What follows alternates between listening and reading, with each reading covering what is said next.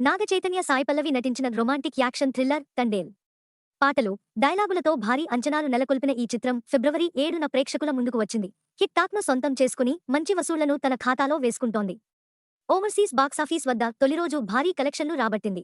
విదేశాల్లో మొదటి రోజు ఈ చిత్రం $3,50,000లకు పైగా గ్రాస్ వసూలు చేసింది.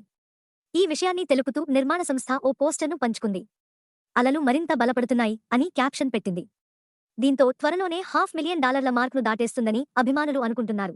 ఇక ప్రపంచవ్యాప్తంగా ఈ చిత్రం మొదటి రోజు 21 కోట్లకు పైగా వసూలు చేసినట్లు నిర్మాణ సంస్థ తెలిపింది.